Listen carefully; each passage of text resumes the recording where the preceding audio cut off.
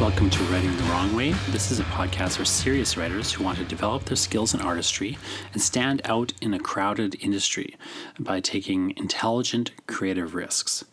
I'm your host, Jonathan Ball. I hold a PhD in literature.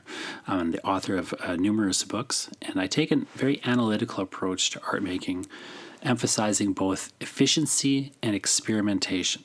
Please consider doing me a favor and pre-ordering my new book from Coach House Books, The National Gallery. It contains sonnets for Leatherface from the Texas Chainsaw Massacre, elegies in the manner of Rilke but for a dead iPhone, and other strange missives from yours truly, the Poet Laureate of Hell. So go to thenationalgallery.ca for more information. That's thenationalgallery.ca. Thanks. So I'm here with in a haunted house on Friday the 13th with a full moon. It seems unwise, but there I am. And even more unwise than I are the other writers with me who are going to stay overnight in the haunted house.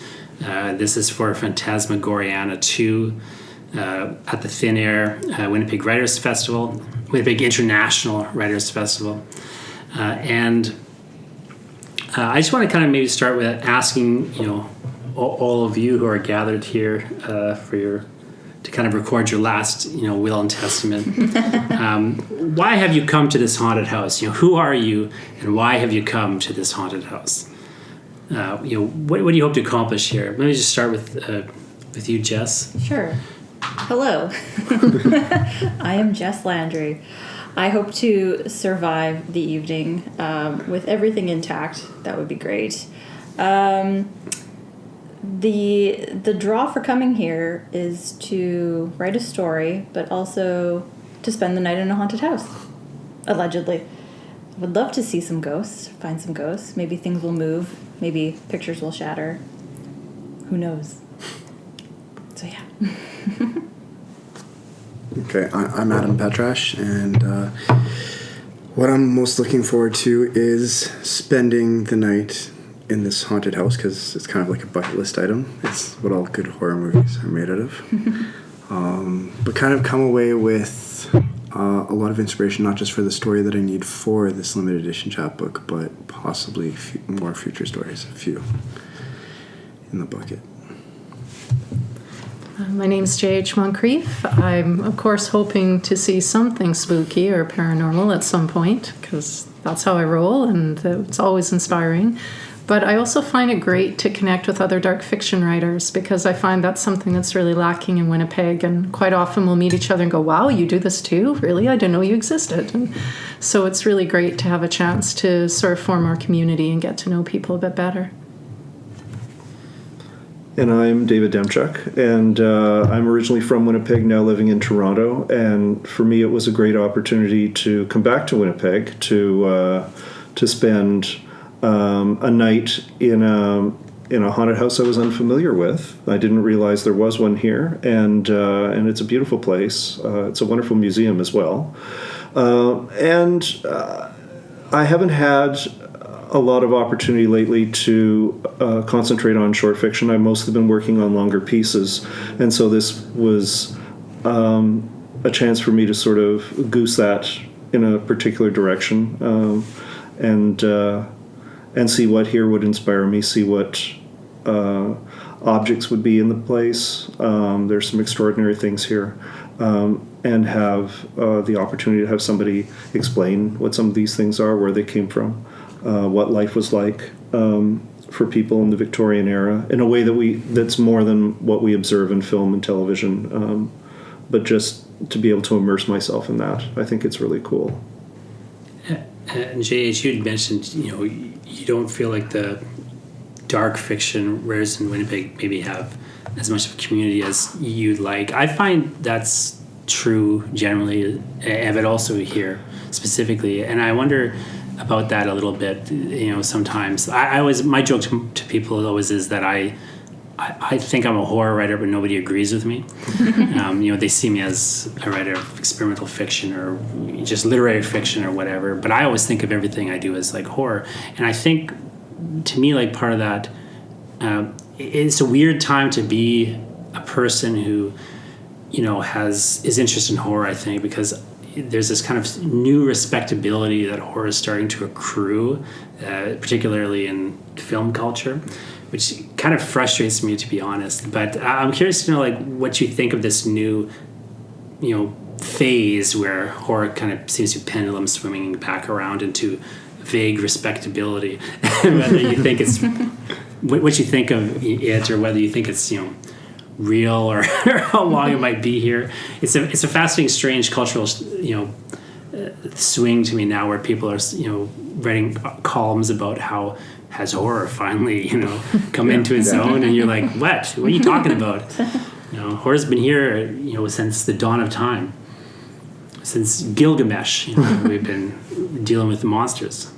Anyway, I was just curious if you could maybe anyone, but maybe you could start, JH, to just talk a bit more about that kind of community of horror writers, and what you kind of think is the challenge of having that, or strengthening it, especially in this weird moment in the culture where maybe horror is shifting around.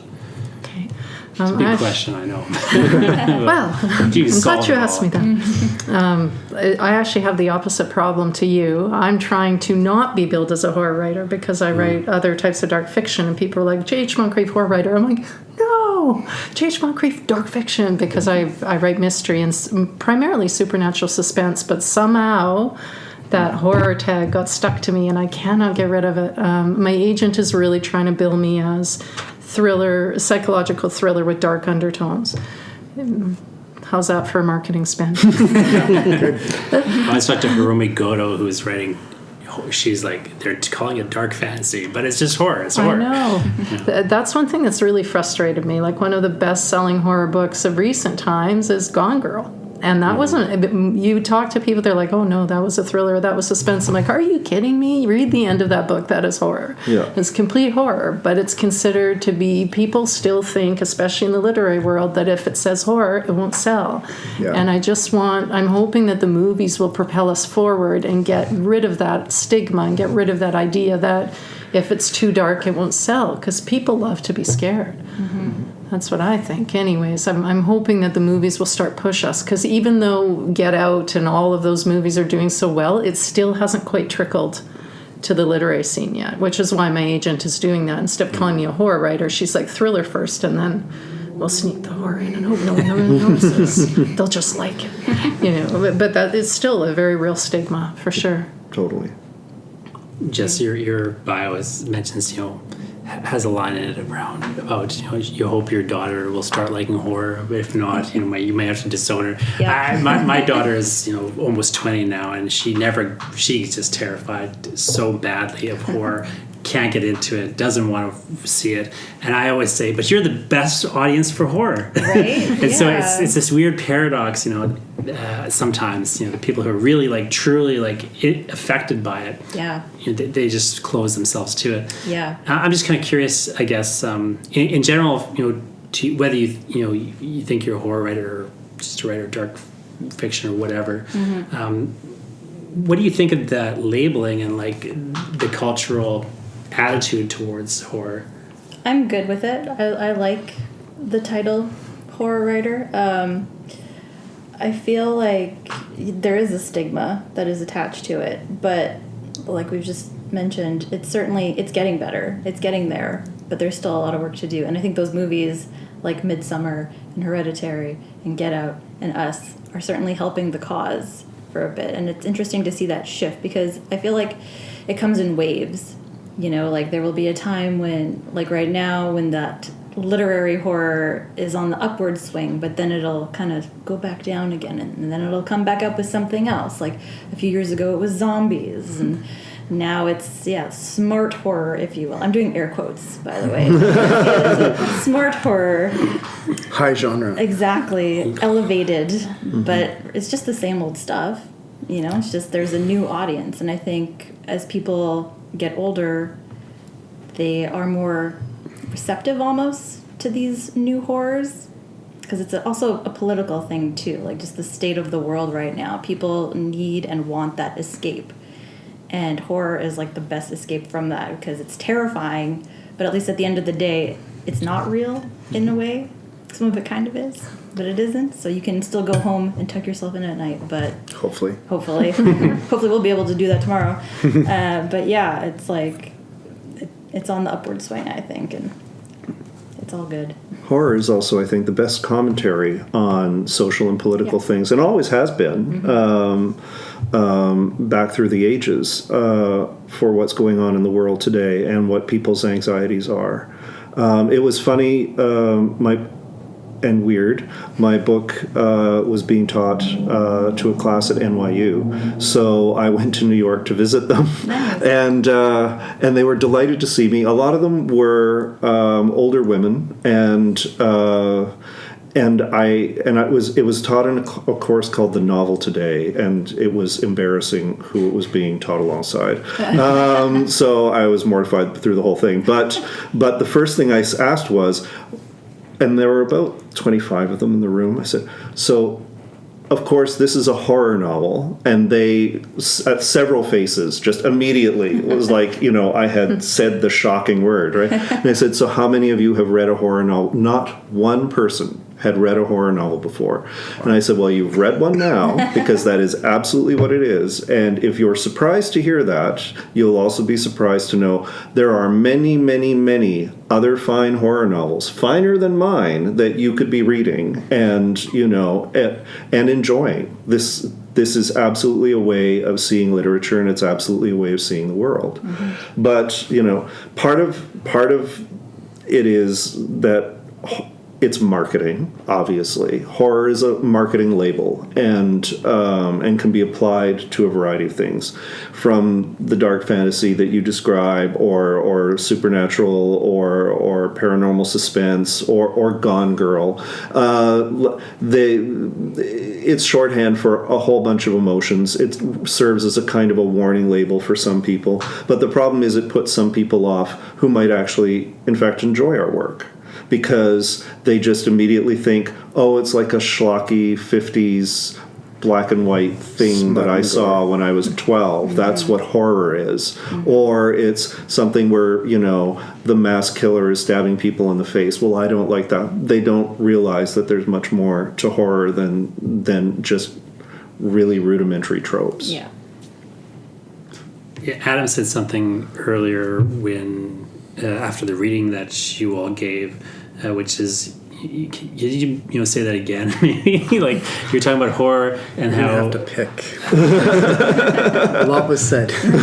Well, you were talking about why you were so interested in writing, more darker material. You said something along the lines of, well, bringing that fantasy element in lets you ask harder questions, and yet it's easier to digest in a way. I'm curious if you could maybe expand on that idea.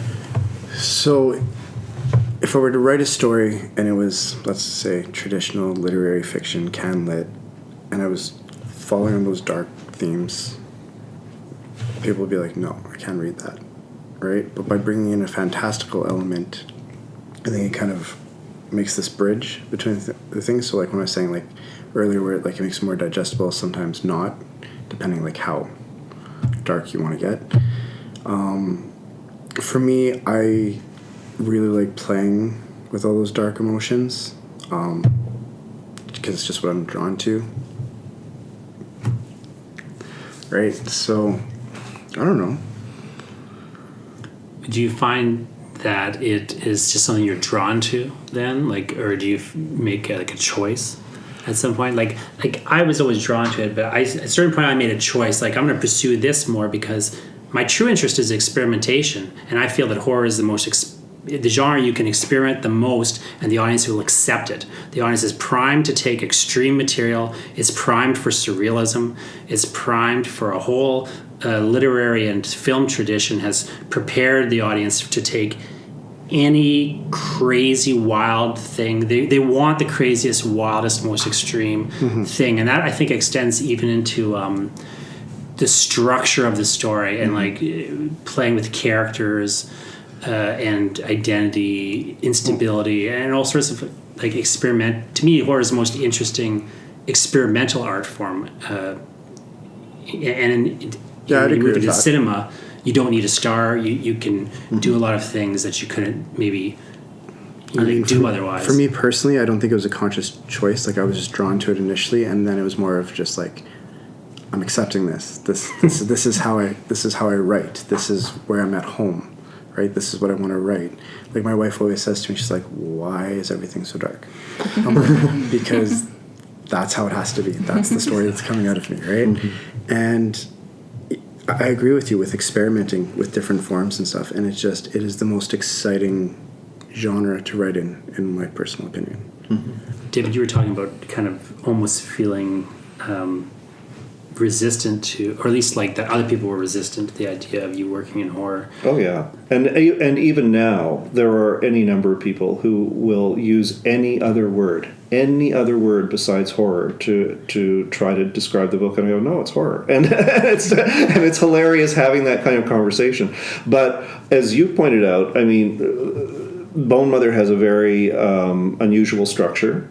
And it is not a structure that I would have easily been able to get away with in any other aspect of Canadian literature. It just would not have happened.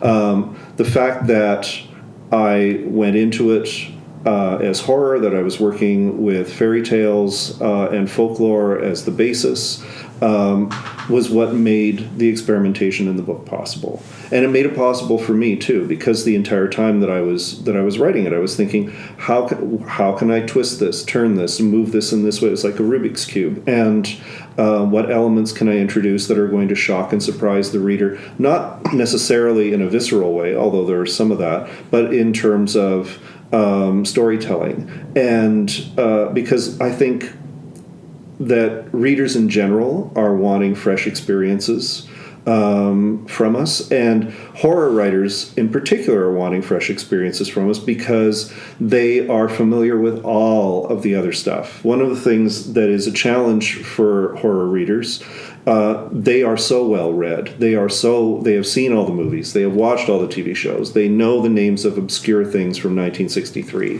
They can do, a feminist analysis of something that was done in 1947. They know Mexican horror movies. They know Latin American horror movies. They know, horror movies from Asia and Indonesia. They know all the material. They know all the manga. They know everything. So you come to that and it's kind of intimidating, but they don't know you. And so all you have to bring, which is the right thing to bring, is yourself. And they welcome that. That's the freshness they welcome, and that's the challenge that's really great to meet. I wouldn't really want to work in any other genre. I'm tremendously happy doing the stuff I do.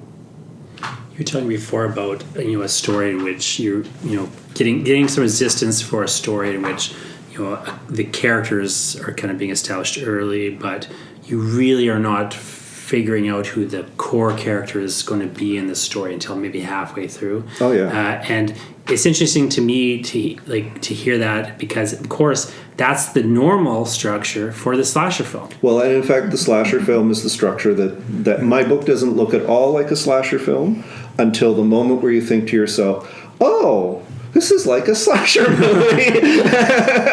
But the people who approach it from a literary perspective are like, oh, you just can't do that. And it's like, I am sorry, I can draw like 50 things that all work from this, and the protagonist that's revealed in the middle is, for all intents and purposes, a final girl at the end of the book, and in fact the book requires a final girl because of the way that things are set up. The other nightmare about this book is interspersed between the sections that happen over various decades are essays by me about my experience with horror, my experience with anxiety, my experience with disability, my experience with queerness, and the number of people who are not horror people who go, oh, well, that's no one wants this. No one wants to buy this. What is this? That's Henry Fielding. Yeah, exactly. What they used to do in the early days of the novel. Exactly. Whereas the horror people are like, that sounds great. Yep. What an interesting idea. Because the horror people are right there for experimental approaches to narrative. They are right there. Now that you were just talking about the new book you're working on, not the Bone Mother. Not the Bone Mother. Bone Mother has its own. but this kind of something you said just earlier brings me to another thing I wanted to ask you all about, which is you're talking about going to folklore for some of these in the Bone Mother for some of these monsters and these ideas, and I get a lot of questions from people about doing research, and it strikes me often that I'm curious to know your thoughts on doing research for supernatural, like fantasy-based, kind of unrealistic fiction, because often I find people, they kind of know how to do some level of research for, say, a literary realism, but even that they're kind of sometimes fuzzy on. But people seem really lost, I find, when they're trying to write a supernatural story, and I'm trying to tell them, you got to do more research. Like, they don't even know what I'm talking about or where to start. So I'm just kind of curious to get your thoughts on, like, how do you approach research, and, like, what do you think kind of research brings? Because part of the reason you're here in the Delaware House, I assume, is for the research angle of it. Here's a museum. Like, this, for people listening, this is a house, an old Victorian, mansion, I guess, like small minor mansion / house that has been, kind of restored as much as possible to, like, how it would have been in the Victorian era when the house was an active living space, so we're really, when we say they're sleeping over in a haunted house, like it looks like a haunted house. It's like you walk downstairs and it looks like you're in the Victorian age. It's cleaner. It doesn't stink like it would. No. There are no rats on the street. No. That we know of. But what's the appeal of, like, staying at the house, and also in that kind of research sense? I think research is super important, especially if you're doing something that people know in a way. They don't have to know it well, but you have to kind of get to know it in a sense that nobody else really does. You have to go deeper, and you have to think of things that normal people wouldn't necessarily think of. And yeah, just like one of my stories I was talking about earlier, I wrote a story about the Hindenburg, and I don't know nothing about the Hindenburg, so what did I do? I watched a movie about it with, like, George C. Scott, I think, from the 70s, and I just went on Wikipedia like crazy, and I'm now a Hindenburg expert. So if you need to know anything about it, I got you covered. Perfect. But yeah, you just have to go to levels that normal people would probably think are extreme to figure out not just, like, the top level of what you want to write about, but everything that's so much deeper. How do you approach supernatural research? Like, you were JH, you were talking about going to this crazy island that no one is allowed to go to. Can you talk a little bit about that research trip? Yeah, actually, what I try to do, and people kind of expect it now because I write a blog about mysterious places and haunted things, and so whenever I've got a trip planned, writing or not, I try to find something haunted in the area. And someone had sent this, hey, look, most haunted island in the world, and it just happened to be, I was going to Italy, and it just happened to be off the coast of Venice. So I'm like, okay, I know I'm ending my trip in Venice now. And trying to get there was, can I say this? It was a bitch trying to get there. It was not easy. It was my birthday. I got stood up by it was a tour group that was supposed to pick me up and then just drop me off on that island and never come back. And they didn't show up. So I spent €100 to get there and to be stood up. So I don't know if any of you have been to Venice, but it's hell to navigate. Managed to find my way back to the hotel, tried it again, and a water taxi driver actually took me there right before, another €100, right before we get there, like right when we're approaching the island. You can see there's all these stories about this evil doctor who performed unethical experiments on people, and there's a tower, and he apparently died by jumping from this tower, but did he jump? Was he pushed? There's all these stories about ghosts killed him. You don't know. So the first thing you see is this tower looming out of the gray sky. And I just started to feel this really strong sense of foreboding, like, oh, shit, what the hell did I do? Like, why did I sign up for this? And as the guy pulled up, and I swear this is true, pulled up to the island, and he said, you realize you are alone on this island. And as soon as he said that, kaboom, the skies just opened, and there was like this massive thunderstorm. So I didn't even have a chance to go, should I go in the condemned creepy haunted building? I had to run for it. Like, I just had to run in one of those buildings. And it's like the entire time I was there, my shoulders were up around my ears. It was absolutely terrifying. And I'm not easy to scare, but that whole time I was there, I was like seriously talking to myself going, you're okay. You're okay. We're fine. We're fine. You're okay. What was that noise? I'm not going to think about it. Gonna keep going. But yeah, it was something else. And so dark. It was 4:00 in the afternoon when I went there. It should have been nice and light and sunny, but because all of the windows are blocked off either by boards or by nature, the trees growing through them, it was pitch black. And I didn't think to bring a flashlight because I never thought it would be black. So I was actually using my cell phone as light, or my camera actually. My camera, I didn't have a cell at the time, so I had no communication with the outside world. I was using my camera as light, and every time I did the flash, I pictured those horror movies where something jumps up. Oh, it was like the scaredest I've ever been, for sure. Readers, this is what we do for you. Yes. Yes, especially, when you do the flash and you see a big hole in the floor right in front of you that you almost walked in, you're like, oh. How do you use that kind of thing? Like, you were talking, David, about, again, kind of getting these... going into folklore. So is that like a process where you're, doing these like standard research things, or is there something specific that you're looking for when you're kind of looking, at this folklore? Well, for the Bone Mother, one of the things that I was aware of is that there's always somebody out there who knows more than you do. So you always have to either try to know as much as they do or try to know things that are at least going to sort of match up with what they know. And if you make certain choices to deviate away from sort of the common knowledge, then you're doing that deliberately because you're wanting to achieve a particular effect. Because otherwise you're going to get someone who's going, well, Baba Yaga, the house she's in, it's on a chicken leg, and your Baba Yaga was not on a chicken leg. It's like, yeah, I know. And that's why I did this, And so you have to own whatever it is you're doing. But, part of the research is for the reader, obviously, because the reader has to believe that what you're saying has an element of veracity to it so that they can lose themselves in the material. And a lot of it is for you, because you need that too. In fact, you need that in order to be able to give that to the reader.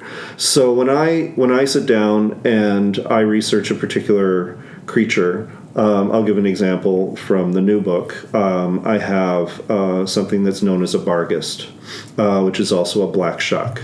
And basically it's like a big devil dog. They are common among several mythologies with different names, different approaches. And then it becomes a question of, well, what is the particular monster that I have? Is it part of any of these? Does it have characteristics of all of these?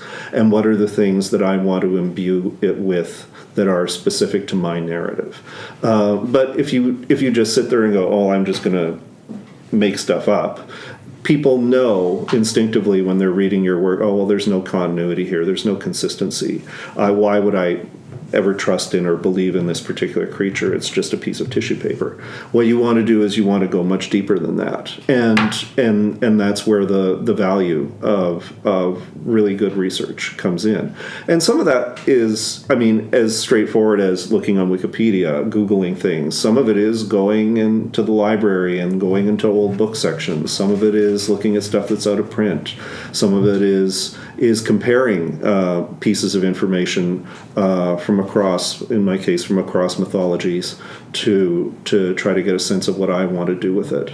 But research is tremendously valuable, and particularly research for things that you can see with your own eyes, that you can touch with your own hands, that you can surround yourself with, so that you can create that sensation for people who are reading your work.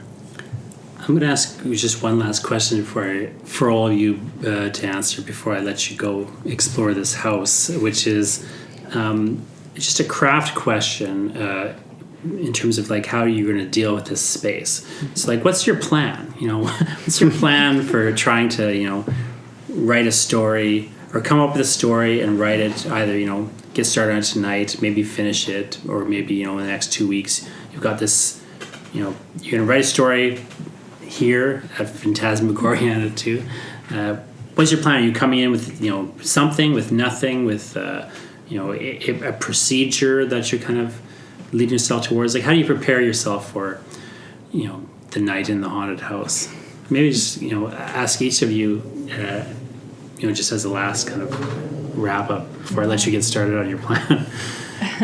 Just gonna see where inspiration strikes, I think, because kind of came in with an idea, but then being in the house with the ghosts, maybe something else will strike. And yeah, like I'm sure we're pretty excited to go explore and see what this is all about. David and I think, are excited to go to the basement and see what's going on down there, because the basement's where all the secrets are. But yeah, just getting a feel for the house and then seeing what happens. Who knows? For me, I have a concept and a kind of vague idea of what I want to do that I think will actually fit within the structure of this house. But for me, it'll be fun to explore and kind of get to the details and like really make that story come to life with exploring and the stuff that I wouldn't get had I not been here.